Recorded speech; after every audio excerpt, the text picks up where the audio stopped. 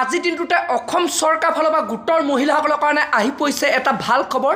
তো বন্ধুসকল বৰ্তমান যোনটো নেকি ভাল খবৰ আহি পৰিছে, বৰ্তমান যোনটো নেকি আজি মুখ্যমন্ত্ৰী ডাঙৰীয়াই ঘোষণা কৰিছে, যিসকল মহিলাই আপোনালোকে সেই 10,000 টকা লাভ কৰিলে, অৰ্থাৎ আপোনালোকে মহিলা উদ্যমিতা আঁচনি 10,000 টকা লাভ কৰিলে, তো সেইসকল মহিলাই এতিয়া আপোনালোকৰ যোনটো নেক্সট কিস্তি অৰ্থাৎ আপোনালোকে 25,000 টকা কেতিয়া লাভ কৰিব, তো তাৰ ওপৰত আজি মুখ্যমন্ত্ৰী ডাঙৰীয়াই ঘোষণা কৰিছে।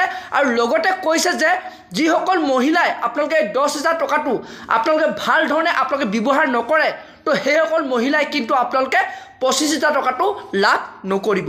তো বন্ধুসকল আপোনালোকক মই সেই ভিডিঅ' ক্লিপটো দেখুৱাম, আপোনালোকে সেই টকাটো কেতিয়া লাভ কৰিব, অৰ্থাৎ আপোনালোকে সেই 25,000 টকাটো কেতিয়া দিয়া হ'ব আৰু কোনসকল মহিলাই আপোনালোকে এইবাৰ সেই 25,000 টকাটো আপোনালোকে লাভ কৰিব। তো বলক বন্ধুসকল আপোনালোকক মই এতিয়া সেই ভিডিঅ' ক্লিপটো দেখুৱাই আছোঁ। আৰু এইখিনিতে আপোনালোকক মই ক'ব বিচাৰিছোঁ, আপোনালোকে যদি মোৰ চেনেলটোত নতুনকৈ ভিজিট কৰিছে, চেনেলটো লাইক এটা কৰি দিব, পাৰিলে ছাবস্ক্ৰাইব এটা কৰি দিব, লগতে আপোনালোকে বেল আইকনটো অন কৰি দিব। তো যেতিয়াই এনেধৰণৰ খবৰ বা ইনফৰ্মেশ্যনবোৰ আহি থাকে, তো প্ৰথমে আপোনালোকে সেই ভিডিঅ'টো লাভ কৰিব পাৰিব। তো বলক এতিয়া আপোনালোকক মই সেই ভিডিঅ' ক্লিপটো দেখুৱাই আছোঁ।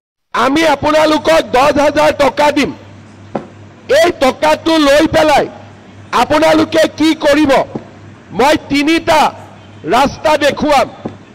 প্ৰথম, এই টকাটো লৈ আপোনালোকে নিজৰ নিজৰ গ্ৰুপত যদি টকাটো দিয়ে 1 লাখ টকা হ'ব। এই 1 লাখ টকা আপোনালোকে বেংকত দিলে বেংকে আৰু লোন দিব আৰু গ্ৰুপটো ধুনীয়াকৈ আগবাঢ়ি যাব। বোলে নহয় মই গ্ৰুপত নিদিওঁ, কোনো আপত্তি নাই, নিজাকৈ আমি কিবা এটা ব্যৱসায় কৰিম, চিলাই মেচিন হ'ল, তাঁতশাল হ'ল, গাহৰি হ'ল, গাই গৰু হ'ল, বা সৰু সুৰা ছাগলী বা যিকোনো ব্যৱসায়ত আমি এই 10,000 টকাটো লগাই দিলোঁ, সেইটো হ'ব পাৰে। 3 নম্বৰ, যে মোৰ ঘৰত হাজবেণ্ডৰ এটা ব্যৱসায় আছে, ব্যৱসায়টো চলি আছে, তাতে আমি 10,000 টকাটো লগাই দিলোঁ, কোনো আপত্তি নাই। তাৰমানে আমি গ্ৰুপত দিব পাৰোঁ, নিজে কিবা কৰিব পাৰোঁ, আৰু নহ'লে আমি হাজবেণ্ডৰ লগত মিলিও এই 10,000 টকাটো ধুনীয়াকৈ আমি খৰচ কৰিব পাৰোঁ।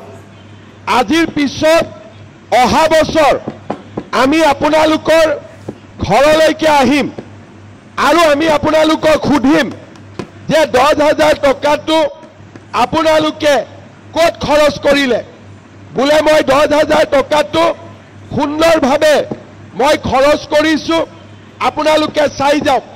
লগে লগে মই আপোনালোকক আকৌ এনেকৈ মিটিঙলৈকে মাতি আনিম আৰু 25,000 টকা আপোনালোকক মই দিম।